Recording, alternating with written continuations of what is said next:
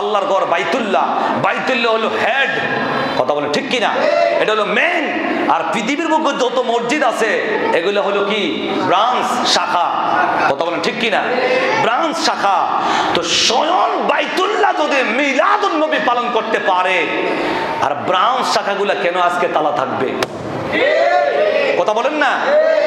যদি এটা মসজিদের অংশ হয়, মনে রাখবেন সব মসজিদ এটা মসজিদের খানায় খাবার অংশ না, সব মাদ্রাসা নবীর ঘর নয়, সব হেদায়েতের জন্য আহ্বান নয়, এটার মধ্যে উদ্দেশ্য ভিন্ন আছে, আছে না নাই?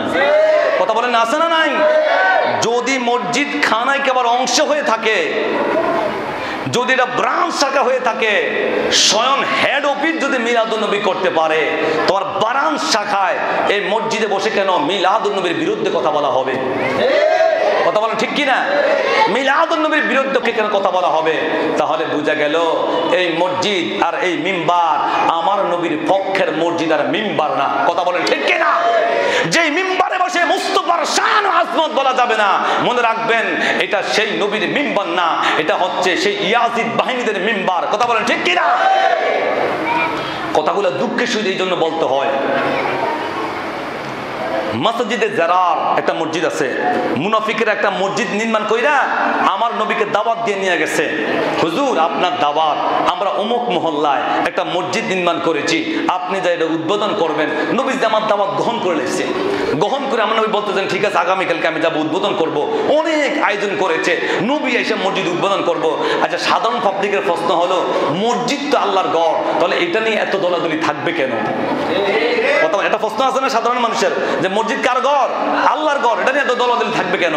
আমার নবী দাওয়াত গ্রহণ করে নিলেন, আগামীকাল উদ্বোধন। জিবরাইল আমিন এসে বলতেছেন ইয়া রাসূলুল্লাহ আপনি এই মসজিদে যাবেন না, উদ্বোধন করবেন না। নবী গো এটা মুনাফিকরা করছে, ষড়যন্ত্র করে এই মসজিদ আপনাকে দিয়ে উদ্বোধন করায়া আপনার বিরুদ্ধে কথা বলবে, ইসলামের বিরুদ্ধে কথা বলবে, এটা মুনাফিকের ষড়যন্ত্র। নবীজি আমার যখন ওহী পাইলেন, জিবরাইল যখন এই সংবাদ দিয়েছেন, আমার নবী সাহাবীদেরকে বললেন যে না মসজিদে যাওয়া যাবে না, তোমরা ওই মসজিদটাকে আগুন দিয়ে জ্বালায়া দাও, এটা মুনাফিকদের মসজিদ, মসজিদে জারার। কথা বলেন ঠিক কিনা?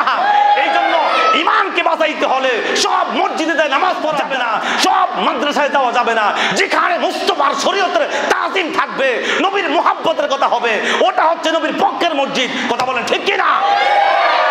মনে রাখবেন এটা নবীর পক্ষের মসজিদ। আজকে বাইতুল মানসুরকে আল্লাহ কবুল করে নিয়েছেন বিদায়, বাইতুল মানসুরে মিলাদুন নবীর সেই খাবার অংশ হিসাবে, নবীর পক্ষের ঘর হিসাবে আজকে এখানে মিলাদুন নবী উদযাপিত হচ্ছে।